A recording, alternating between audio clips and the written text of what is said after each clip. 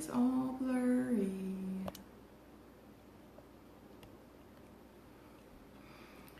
I'm still waiting, or not still waiting, just waiting for a couple minutes, for people to log on or sign on if they want to hang out for a little while this evening. It's Monday, May 29th, I think, May 29th, 2017. It's Memorial Day. So if you are at home right now, give your thanks to those that gave the ultimate, for you to have this day. So it's a pretty big day. It's not, I wouldn't say Happy Memorial Day, because for a lot of people it's not a happy day. It's actually a very sad day for a lot of people, but it's Memorial Day. So I hope you took some time today and thanked those that gave the ultimate sacrifice for you to enjoy your freedom, enjoy your life, and enjoy where you are right now. So before we get into making the martini, can you believe that come Wednesday, I think, this whole Martinis with Manda thing will have been up for a month? 1 month.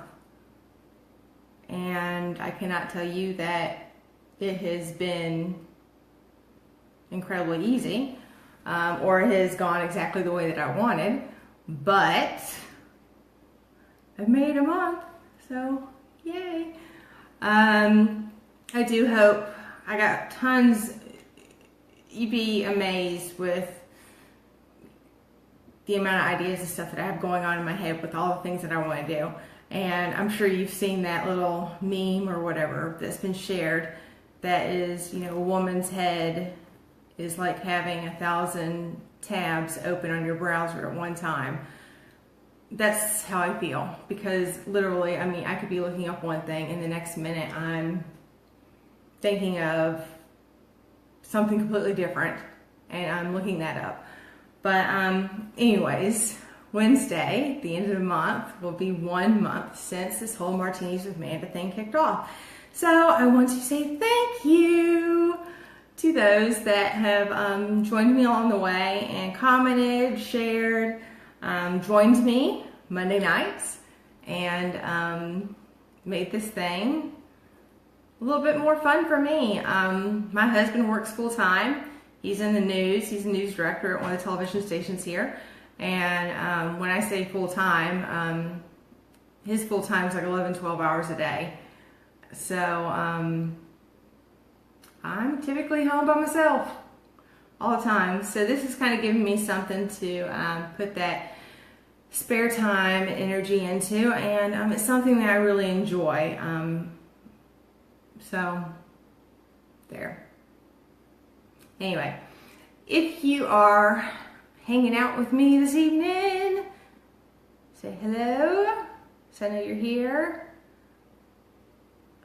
And I think the case is, last week the issue was not enough light. I think with the little tripod thing I got going on, there may be too much light this evening. I can't win. Like I said, still trying to figure this out. I'm just the average girl trying to figure out this stuff. All right. So, like I said, 1 month in, I got my little, I always write like a little cheat sheet, like a script. Not really a script, just kind of, bullet points, make sure, I get the things that I want to mention.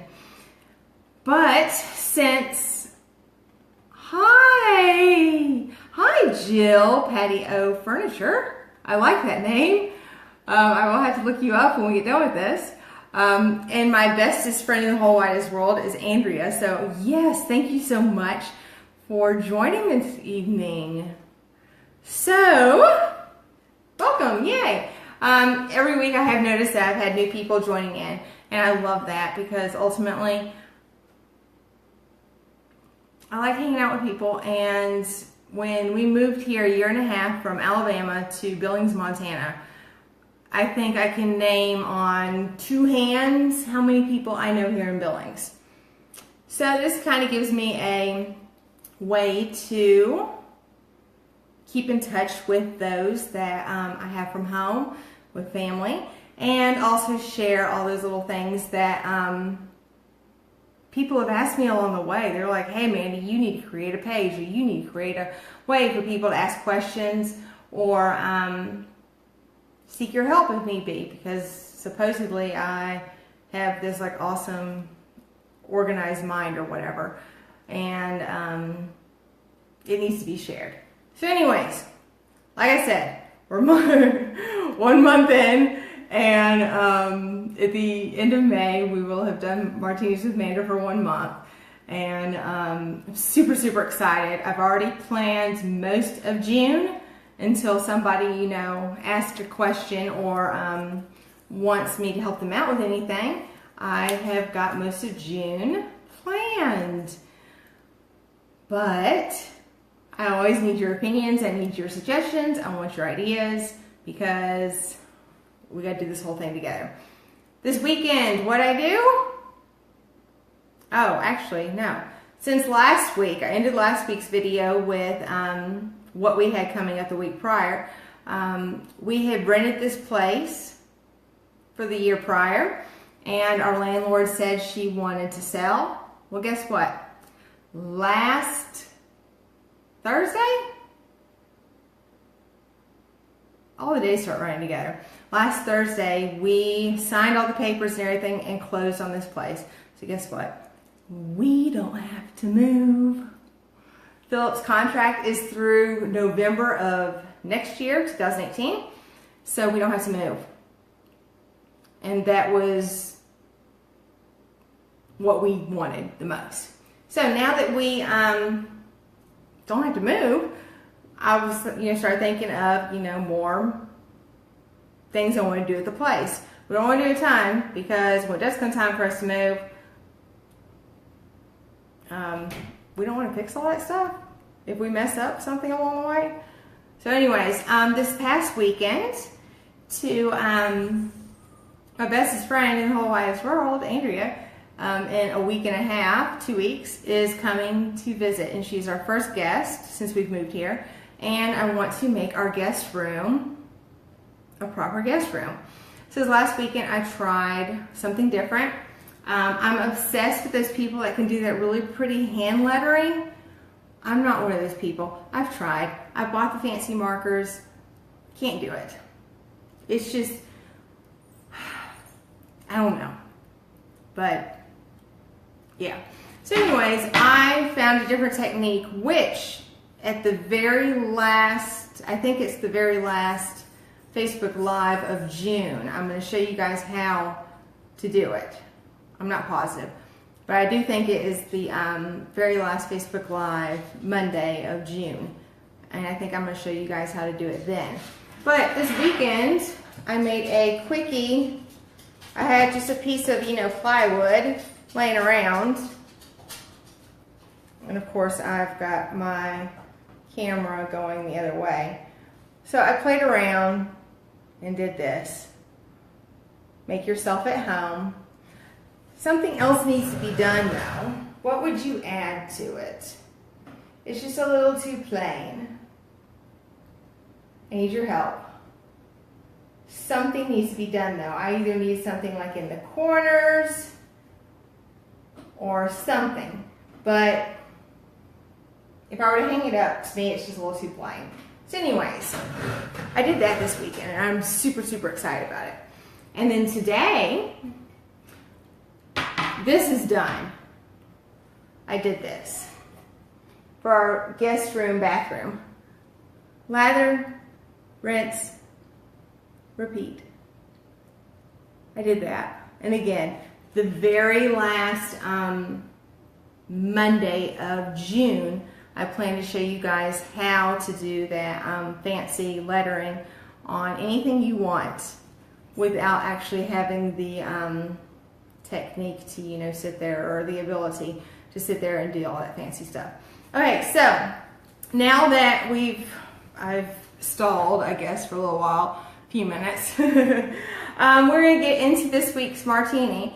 And honestly, I don't know how they come up with these names, but this week is the Woo Woo. Woo Woo. And you need vodka, peach schnapps. Schnapps, if you are a fan of Big Bang Theory. When Penny and Leonard, I think they get drunk the very first time together, and she's just like, schnapps, because schnapps is fun to say. Well, peach schnapps. And then cranberry juice. So, of course, you start with your martini shaker with ice. And you need, oh, more people joining in and not identifying themselves. You need 1 part vodka. 1 part vodka. 1 part peach schnapps. And then you need 2 parts cranberry juice. And I can honestly say, never have I liked cranberry juice until I started drinking. And now I can take a plain bottle of cranberry juice and drink it without thinking anything about it. So anyways, there you go. 1 part vodka, 1 part peach schnapps, 2 parts cranberry juice. Give it a shake. And pour. And that is your Woo Woo. And I'm pretty sure there's other drinks that are mixed the exact same way and have different names, but that's the most common that I have seen. So anyways, there's your Woo Woo. It's pretty darn good. Okay, so now I'm going to pick up this little tripod and hopefully we maneuver well without it dropping from the phone, and take you over to what we're talking about this week. This week we're talking about bookshelves, and like I said, with everything with me, you won't find anything mind-blowing. But supposedly people find the ways that I do things good ideas, I guess. So, like I said, to me it's not mind-blowing. There's nothing special about it. But, yeah. Anyway, so tonight we're talking bookshelves and organization and how to set them up. And if you joined me a few weeks ago, you know I'm all about boundaries. Set yourself a space or limit, and you cannot go beyond that limit. So in my mind, I've got this bookshelf. I got 1, 2, 3, 4, 5, 6 spaces to put books. We do have a couple other books in our office that belong to like the computer. But other than that, every single book we own belongs on this shelf or is on this shelf. If for any reason I fill up all the other shelves, guess what? I've got to get rid of some books. So that's kind of my method for anything, organizing anything. Alright, so this shelf right here is permanent. There's nothing we can do about it. We can't move it. Then the shelves above and these shelves below can be adjusted. The very first thing I would do if you have tons and tons of books and cannot figure out how to organize them is get your biggest books. And my husband and I actually have tons of our yearbooks, and they are our largest books, like tallest books. So for me, it was put all of the tallest books across the bottom, because I knew for a fact I needed a specific space for them, and that told me exactly where to put the next shelf. So put your tallest books across the bottom. Now, the other thing with bookshelves is, with you having shelves that can adjust, typically people just want to go from one side to another. But you end up with this space above books, and it ends up being wasted space. So if you take all of your tallest books and do them across the bottom from one side to another. I got a text, so I had to pause there for a second. Anyways, once you go from one side to another, you have your tallest books grouped together. At that point, you can kind of group similar books together. That way, so you can build up. So if you see, I've got these standing up the way a book would be, you know, like in a library or a bookstore. But then down here at the bottom, I've actually laid them down and stacked them on top of one another. That way, so I can build them up. Because again, you end up with all this wasted space above the books. So you need to be able to utilize that space. Again, all similar books together and then stacked up. And then I ended up with two shelves, the very top, and then this middle one, without any places to, I didn't have any books to put on them. So I just kind of filled it in with little trinkets and little bits and bobs that we have that I didn't have anywhere else to put them around the house. And in all honesty, I don't have a ton of little trinkets and stuff. I'm not a hoarder. I am actually very good at throwing stuff out. And I like throwing stuff away. It actually like gets my adrenaline going and stuff. Like being able to clean out something and throwing stuff away gets me so excited. You wouldn't believe it. So anyway, like I said, go from one side to another. But also, if you sit here and you stack from bottom to top, then you're able to utilize more space. So this is 1, 2, 3, 4, 5, 6, 7, 8, 9 books. But if I were to sit here and stack them from one side to another, I may not be able to fit them all. But I can fit more books if I stack them like this. And then at the very, very top up here, well, not the very, very top, almost, I took the same series. We got the Harry Potter series right here. And these are a bunch of books that I had when I was growing up as a child. So all these are grouped together. Again, one side to another, and then I grouped all of these together. Also, I tend to like to put the heaviest books towards the bottom, because if you've ever noticed when you put books on a shelf, it tends to start bowing. Over time, you'll start notice that, that shelf looks like it's starting to fall in the middle. So I tried to kind of even it out. So I got everything, you know, I got all these books, which in all honesty are probably far heavier than these, but it kind of balances it out and evens it out. And then I just filled the space with other little things we had around the house. Okay, so that's how I organize our books. Like I said, nothing mind-blowing. It's just basics. And one more thing, I'll take you upstairs. Also, seriously, I'm so glad that I got this tripod thing, because otherwise you'd be getting like tons of shaky video.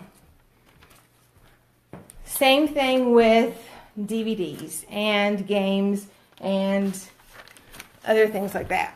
I'll set it down here. Same thing with DVDs. Don't be afraid to go from one side to another. Don't be afraid to go up and down.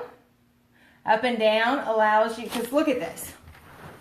I got 1, 2, 3, 4, 5, 6, 7, 8, 9, 10, 11, 12, 13, 14, 15, 16, 17, 18, 19. I got 19 DVDs stacked right here. There is no way from this space to the end that I would be able to get 19 DVDs. So doing this allows me to fill more space, but then not make it look so cluttered and junky.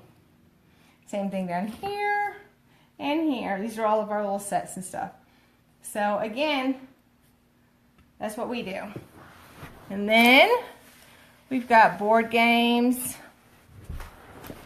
I've got, and I'm not thrilled at all with these bookshelves.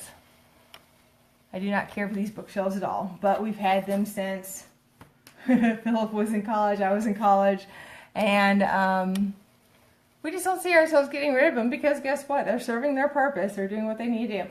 We got board games right here. I got a basket where I'm holding, you know, various decks of cards, other little games and stuff. I've got, same thing, games stacked up. And I just try to fill the spaces. We do have a couple more books and stuff down here, comic books. But other than that, that's how we organize it all. Super simple.